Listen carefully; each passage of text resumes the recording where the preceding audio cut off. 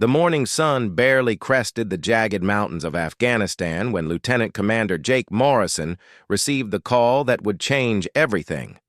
His team of Navy SEALs had been operating in the remote valleys near the Pakistan border for 6 weeks, tracking high-value targets and disrupting Taliban supply lines. What started as a routine reconnaissance mission was about to become the fight of their lives. Morrison's radio crackled with urgent chatter from base command. Intelligence had intercepted communications about a massive Taliban gathering in the Korangal Valley. Over 400 enemy fighters were converging on a strategic position that could threaten coalition forces across the entire region. The SEALs were the only unit close enough to investigate and potentially disrupt the operation. The team consisted of 12 elite operators, each handpicked for their expertise. There was Chief Petty Officer Marcus "Tank" Rodriguez, a demolitions expert who could make explosives from household items. Petty Officer Sarah Chen handled communications and spoke 3 local dialects fluently. Hospital Corpsman Second Class David Park served as their medic, having saved more lives than he could count in his 4 deployments. These weren't just soldiers. They were a family forged in the crucible of combat. As their helicopters approached the insertion point, Morrison studied the terrain through his night vision goggles. The valley was a natural fortress, surrounded by towering peaks and accessible only through narrow passes. Ancient trade routes crisscrossed the area, carved into the mountainside by generations of traders and warriors. It was beautiful and deadly in equal measure. The insertion went smoothly. 2 Blackhawks dropped the team on a ridge overlooking the valley before disappearing into the pre-dawn darkness. The SEALs moved like ghosts through the rocky terrain, their boots finding purchase on paths that had been walked by Alexander the Great's armies centuries before. Every step was calculated, every movement designed to avoid detection. Chen picked up radio chatter almost immediately. Her face grew pale as she translated the intercepted communications for Morrison. The Taliban weren't just gathering for a meeting. They were preparing for a coordinated assault on 3 coalition bases simultaneously. The attack was scheduled for dawn, just hours away. Thousands of American and Allied lives hung in the balance. Morrison made a decision that would haunt him for years to come. Instead of calling for extraction and reporting the intelligence, he chose to stay and disrupt the enemy operation. 12 SEALs against 400 Taliban fighters. The odds were impossible, but the mission was everything. The team split into 3 4-man fire teams, positioning themselves at key choke points around the valley. Morrison's group took the high ground, overlooking the main enemy encampment. Tank's team positioned themselves near the primary escape route, ready to cut off any retreat. The 3rd team, led by Senior Chief Petty Officer Rebecca Phoenix Martinez, moved to the opposite ridge to provide covering fire. As the sun rose, the true scope of the enemy force became clear. The valley floor was covered with hundreds of fighters, their weapons glinting in the morning light. Pickup trucks mounted with heavy machine guns formed defensive perimeters. Mortar teams were already setting up their equipment, preparing to rain death on distant coalition bases. Morrison called in the intelligence to headquarters, requesting immediate air support and reinforcement. The response was devastating. All available aircraft were committed to operations hundreds of miles away. The nearest ground forces were a full day's march through hostile territory. The SEALs were completely alone. Chen intercepted another communication that made Morrison's blood run cold. The Taliban had detected their presence. A massive manhunt was already underway, with fighters moving to surround the American positions. The hunters had become the hunted. The first shots rang out at 0847 hours. A Taliban patrol spotted Tank's position and opened fire with AK-47s.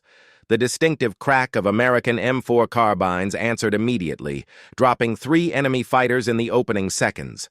But for every Taliban fighter that fell, 2 more seemed to take his place.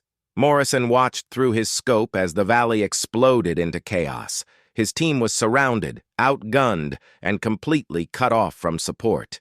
The enemy was closing in from all directions, using their superior numbers to gradually tighten the noose around the American positions.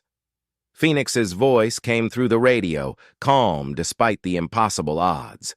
Her team was taking heavy fire from multiple directions. Park, the medic, had been wounded but was still fighting. Tank's explosives were running low, but he was making every shot count. The SEALs were giving better than they got, but simple mathematics was working against them. As the morning wore on, the situation became increasingly desperate. The Taliban had brought in heavy weapons, including RPGs and recoilless rifles. The rocky positions that had provided cover for the SEALs were being systematically destroyed by enemy fire. Ammunition was running dangerously low, and casualties were mounting. Morrison made another radio call to headquarters, his voice steady despite the chaos around him.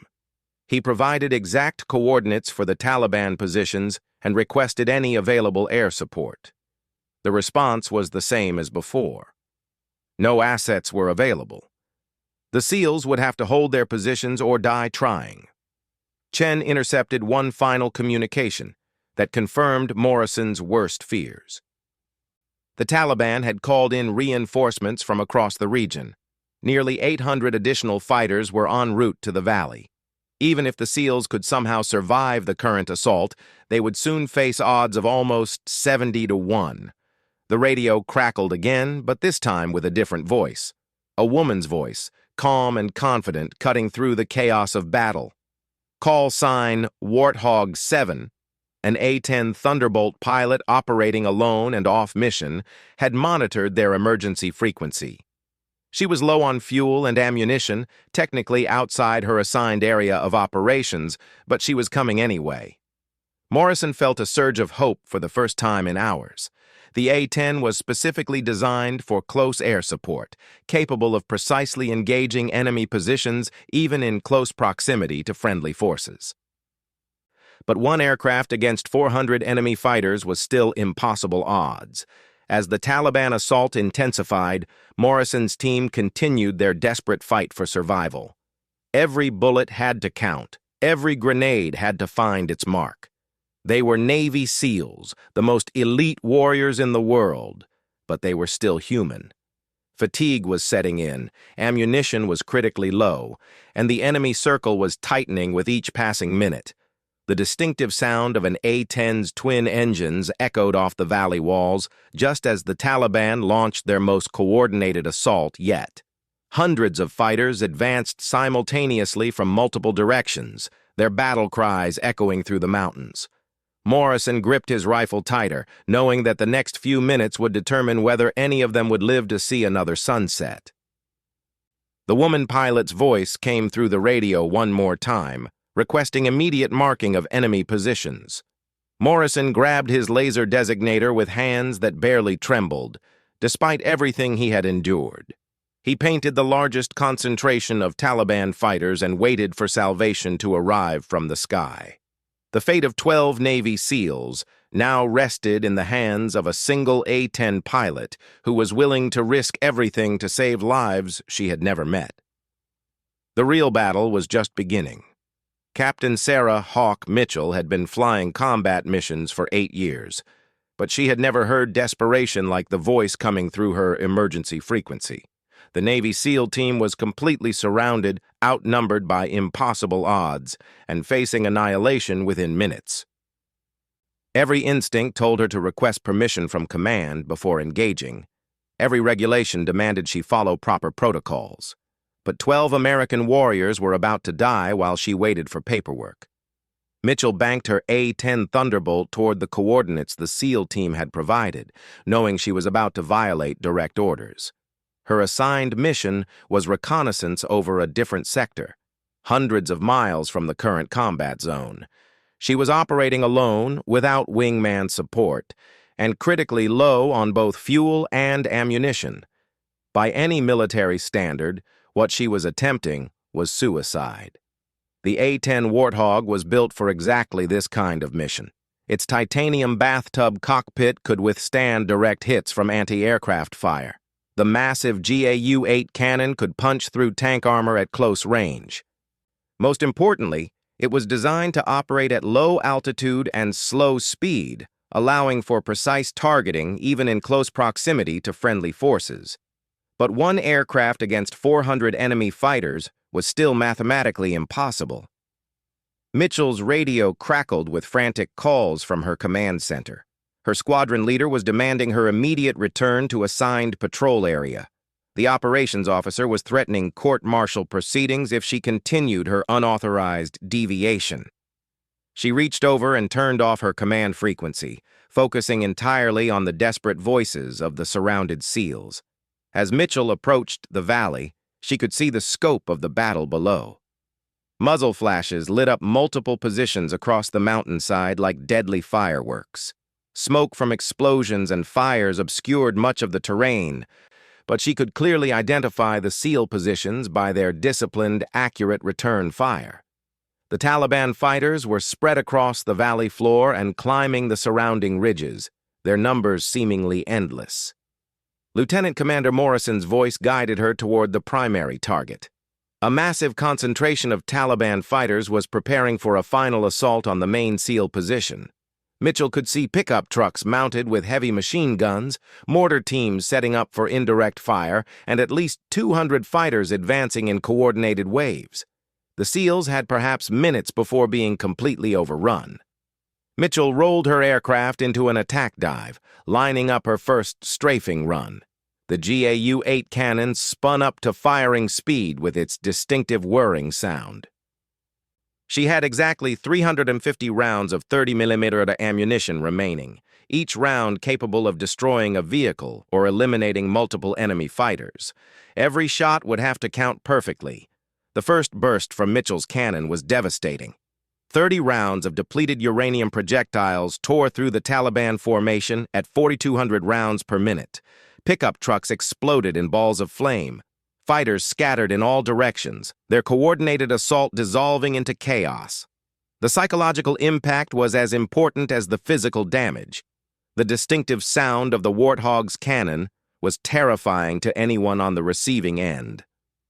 Mitchell pulled up from her first pass and immediately began setting up for another attack run. The Taliban had heavy weapons capable of engaging aircraft, and she could see muzzle flashes from multiple anti-aircraft positions. Tracer rounds streaked past her cockpit as she maneuvered for her second pass. Her aircraft shuddered as small arms fire peppered the armored fuselage. Morrison's team used the temporary respite to reposition and resupply. Phoenix's group had taken heavy casualties but was still in the fight. Tank's demolitions expertise had created a deadly kill zone around his position, but he was down to his last few explosive devices. Park continued treating wounded teammates while returning accurate fire at enemy positions. The SEALs were professional warriors, using every second of Mitchell's support to maximum advantage.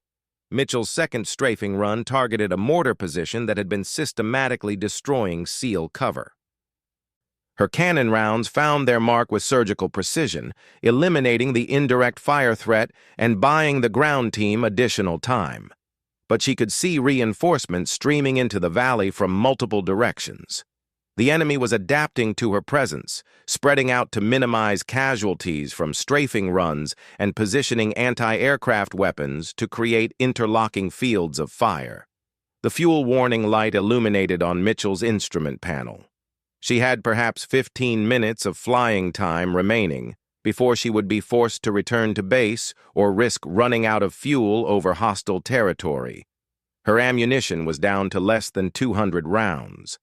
Simple mathematics suggested she could make perhaps 4 more effective attack runs before becoming completely combat ineffective. Chen's voice came through the radio with intelligence that chilled Mitchell's blood. Taliban reinforcements were approaching the valley in massive numbers. Nearly 800 additional fighters were less than 30 minutes away, along with heavy weapons and vehicles. Even if Mitchell could eliminate every enemy currently in the valley, the SEALs would still face impossible odds within the hour. Mitchell made a decision that violated every principle of military aviation safety. Instead of conserving fuel for the return trip, she would expend every resource at her disposal to keep the SEALs alive. She radioed Morrison with her intentions, informing him that she would continue attacking until her aircraft was completely dry. If she couldn't make it back to friendly territory, she would attempt to crash land near their position and fight alongside them on the ground. The third attack run targeted a concentration of fighters attempting to flank Tank's position. Mitchell's cannon fire was devastatingly accurate, but return fire was intensifying. Her aircraft took multiple hits from heavy machine guns and RPGs. Warning lights illuminated across her instrument panel as various systems reported damage.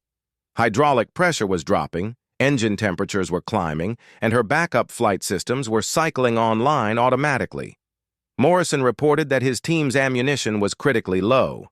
Each SEAL was down to fewer than 50 rounds of rifle ammunition and a handful of grenades.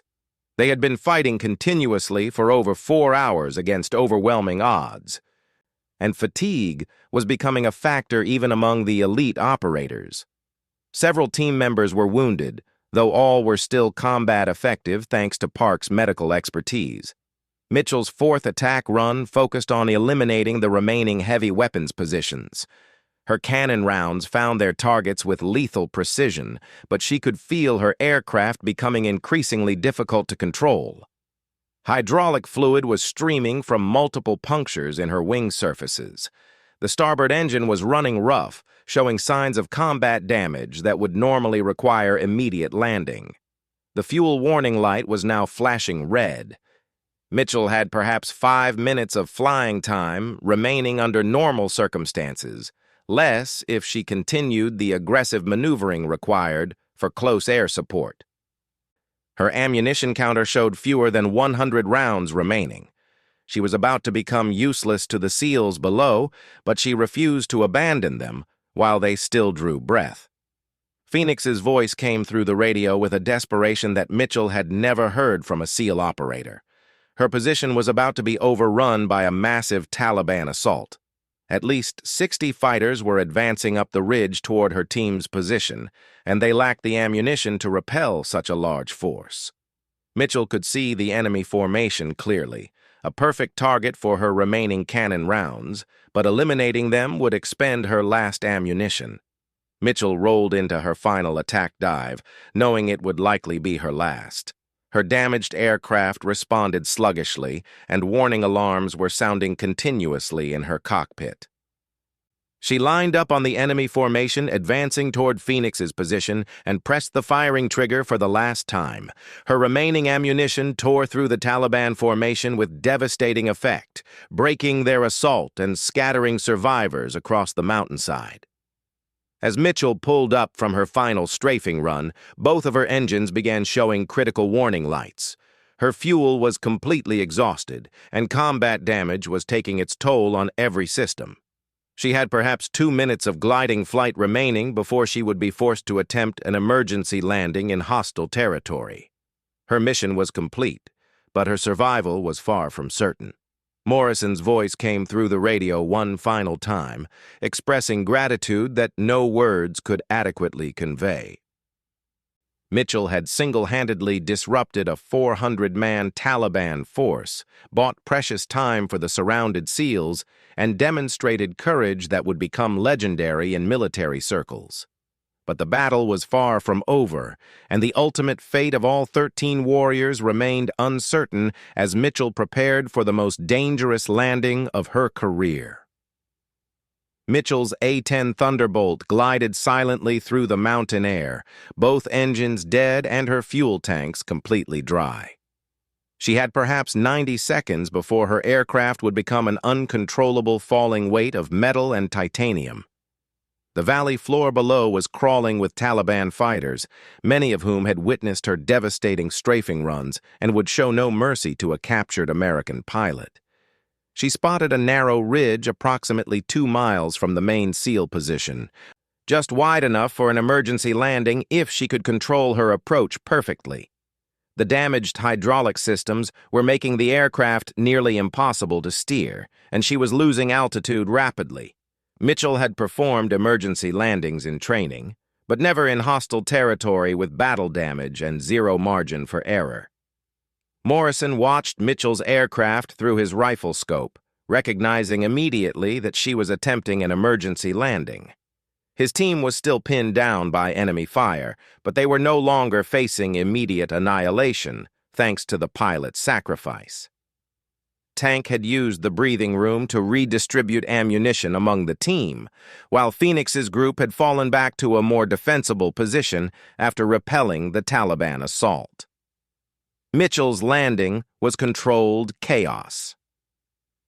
Her aircraft struck the rocky ridge at nearly 120 miles per hour, bounced twice, and slid sideways for almost 200 yards before coming to rest against a massive boulder. The impact was tremendous, but the A-10's legendary durability kept her alive. She crawled from the wreckage with a dislocated shoulder, multiple lacerations, and a concussion that made her vision swim, but she was conscious and mobile. The pilot grabbed her survival radio and M4 carbine from the aircraft, along with 4 magazines of ammunition and basic survival gear.